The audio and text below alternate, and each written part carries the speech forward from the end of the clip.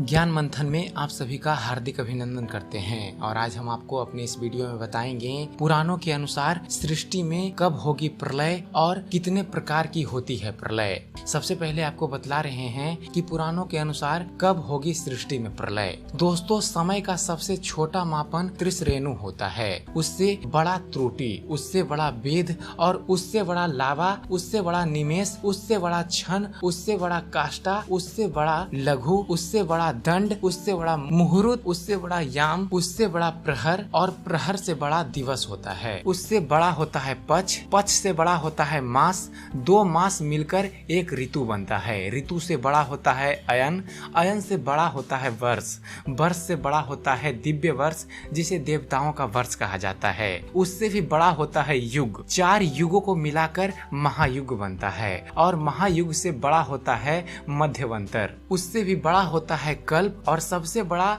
ब्रह्मा का दिन और आयु है। प्रत्येक कल्प के अंत में एक प्रलय होता है जबकि धरती पर से जीवन समाप्त हो जाता है। एक कल्प को 4 अरब 32 करोड़ मानव वर्षों के बराबर माना जाता है। यह ब्रह्मा के एक दिवस या एक सहस्त्र महायुग यानी कि 4 युगों के अनेक चक्र के बराबर होता है। आधुनिक वैज्ञानिकों ने ब्रह्मांड की आयु अनुमानतः 13 अरब वर्ष बताई है। 4 अरब वर्ष पूर्व जीवन की उत्पत्ति मानी गई है। 2 कल्पों को मिलाकर ब्रह्मा का एक दिवस और रात्रि मानी गई है, यानी कि 2 खरब 59 अरब 20 करोड़ वर्ष। ब्रह्मा के 12 मास से उनका एक वर्ष बनता है और 100 वर्ष ब्रह्मा की आयु होती है। इसे आप इस तरह समझ सकते हैं। पुराणों के अनुसार मनुष्यों का एक मास पितरों का एक दिन और रात के बराबर होता है। मनुष्यों का एक वर्ष देवता का एक दिन रात के बराबर होता है। मनुष्यों के 30 वर्ष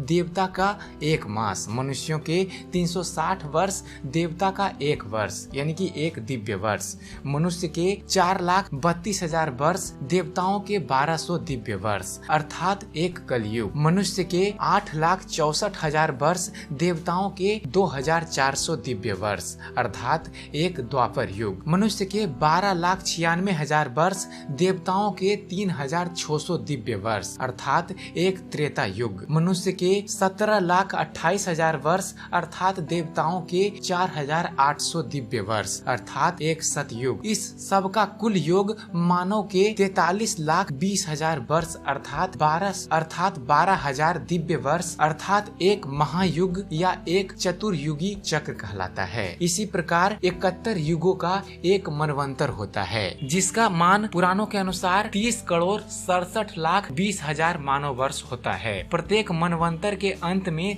सतयुग के बराबर अर्थात 17,28,000 वर्ष की संध्या होती है। पुराणों के अनुसार एक मनवंतर के मान 30 करोड़ 67,20,000 वर्ष में संध्या के मान 7,28,000 वर्ष के योग करने पर 30 करोड़ 84,48,000 मानव वर्ष होते हैं जो संधि सहित एक मनवंतर के मानव वर्ष हैं अर्थात संधि युक्त एक मनवंतर में 30 करोड़ 84,48,000 वर्ष होते हैं। ऐसे में जब 14 मनवंतर व्यतीत होते हैं तब एक कल्प पूरा होता है। यही एक कल्प ब्रह्मा जी के एक दिन के बराबर होता है। चलिए अब आपको बतलाते हैं पुराणों के अनुसार कितने प्रकार की होती है प्रलय। दोस्तों, हिंदू पुराणों में प्रलय के 4 प्रकार बताए गए हैं। पहला है नित्य, दूसरा है नैमितिक, तीसरा है द्विपार्थ और चौथा है प्राकृतिक। एक अन्य पौराणिक गणना के अनुसार यह कर्म है नित्य, नैमितिक, अत्यांतिक और प्राकृतिक प्रलय। चलिए आपको थोड़ी थोड़ी जानकारी चारों प्रलयों के बारे में दे देते हैं। पहला है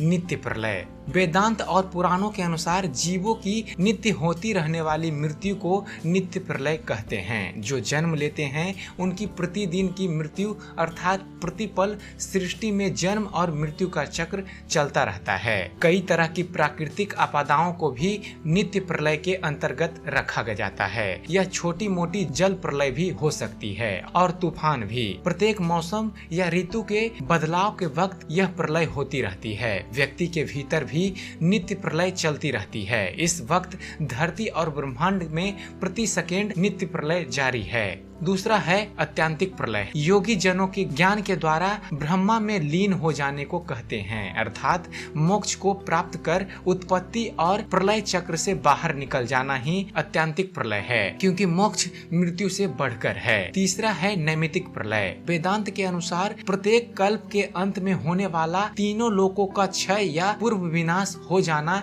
नैमित्तिक प्रलय कहलाता है। पुराणों के अनुसार जब ब्रह्मा का एक दिन समाप्त होता है तब विश्व का नाश हो जाता है। एक कल्प को ब्रह्मा का एक दिन माना जाता है। इसी प्रलय में धरती या अन्य ग्रहों से जीवन नष्ट हो जाता है। नैमित्तिक प्रलय काल के दौरान कल्प के अंत में आकाश से सूर्य की आग बरसती है। इसकी भयंकर तपन से संपूर्ण जल राशि सूख जाती है। समस्त जगत जलकर नष्ट हो जाता है। इसके बाद संवर्तक नाम का मेघ अन्य मेघों के साथ 100 वर्षों तक बरसता रहता है। वायु अत्यंत तेज गति से 100 वर्ष तक चलती रहती है। इसके बाद धीरे धीरे सब कुछ शांत होने लगता है। तब फिर से जीवन की शुरुआत होती है। और चौथा प्रलय है प्राकृतिक प्रलय। इसके अनुसार ब्रह्मांड के सभी भूखंड या ब्रह्मांड का मिट जाना, नष्ट हो जाना या भस्म रूप हो जाना प्राकृतिक प्रलय कहलाता है। वेदांत और पुराणों के अनुसार प्राकृतिक प्रलय अर्थात प्रलय का वह उग्र रूप जिसमें तीनों लोकों सहित प्राकृतिक के पहले और मूल विकार तक का नाश हो जाता है और प्राकृतिक भी ब्रह्मा में लीन हो जाती है, अर्थात संपूर्ण ब्रह्मांड शून्य अवस्था में हो जाता है। न जल होता है, न वायु, न अग्नि होती है और न ही आकाश और न ही अन्य कुछ, सिर्फ अंधकार रह जाता है। पुराणों के अनुसार प्राकृतिक प्रलय ब्रह्मा के 100 वर्ष बीतने पर अर्थात ब्रह्मा की आयु पूर्ण होते ही सब जल में लय हो जाता है। कुछ भी शेष नहीं रहता। जीवों को आधार देने वाली ये धरती भी उस अगाध जल राशि में डूबकर जल रूप हो जाती है। उस समय जल अग्नि में, अग्नि वायु में, वायु आकाश में और आकाश महतत्व में प्रविष्ट हो जाता है। महतत्व प्राकृतिक पुरुष में लीन हो जाती है। सभी 4 प्रलयों में से नैमित्तिक एवं प्राकृतिक महाप्रलय ब्रह्मांडों से संबंधित होते हैं तथा शेष 2 प्रलय देहचारियों से संबंधित हैं। प्रलय काल में पृथ्वी जल में, जल अग्नि में, अग्नि वायु में और वायु आकाश में लीन होकर पुनः बिंदु रूप में आ जाती है। यही संकुच और विस्तार प्रलय और सृजन तथा प्राणी मात्र में जन्म और मृत्यु है। बिंदु रूप ब्रह्मा वाम शक्ति है, क्योंकि वही विश्व को वमन यानी कि उत्पन्न करती है। इस तरह ब्रह्मा के 15 वर्ष व्यतीत होने पर एक नैमित्तिक प्रलय होता है। फिर ब्रह्मा के 100 वर्ष व्यतीत होने पर तीसरा प्रलय होता है, जिसे द्विपार्थ कहा गया है। ब्रह्मा के 50 वर्ष को एक परार्थ कहा गया है। इस तरह 2 परार्थ यानी एक महाकल्प। ब्रह्मा का एक कल्प पूरा होने पर प्राकृतिक शिव और विष्णु की एक पलक गिर जाती है, अर्थात उनका एक क्षण पूरा हुआ। अब तीसरे प्रलय द्विपार्थ में मृत्यु लोक में प्रलय शुरू हो जाता है। ऐसे 100 दंडों में फिर जब प्राकृतिक विष्णु शिव आदि की एक सहस्त्रवार पलकें गिर जाती है तब यह दंड पूरा माना गया है। ऐसे 100 दंडों का एक दिन प्राकृतिक का एक दिन माना जाता है। तब चौथा प्रलय प्राकृतिक प्रलय होता है, जब प्राकृतिक इस ईश्वर यानी कि ब्रह्मा में लीन हो जाती है, अर्थात संपूर्ण ब्रह्मांड भस्म होकर पुनः पूर्व की अवस्था में हो जाता है, जबकि सिर्फ ईश्वर ही विद्वान रह जाते हैं। न ग्रह होते हैं, न नक्षत्र, न अग्नि होती है, न जल, न वायु होता है, न आकाश और न ही जीवन। अनंत काल के बाद पुनः सृष्टि प्रारंभ होती है। तो आशा करता हूँ प्रलय पर बनाया गया हमारा ये वीडियो आप सबको पसंद आया होगा। अगर जो आपको इस चैनल पर दी गई जानकारी पसंद आती है तो हमारे वीडियो को लाइक कीजिए, शेयर कीजिए, हमारे वीडियो के बारे में कमेंट कीजिए कि आपको यह कैसा लगता है। आपका एक कमेंट हमें अच्छी से अच्छी वीडियो बनाने के लिए प्रेरित करता है। और साथ ही साथ हमारे चैनल ज्ञान मंथन को सब्सक्राइब करना ना भूलें। हमारे चैनल को सब्सक्राइब कीजिए और देखते रहिए, जानते रहिए। धन्यवाद।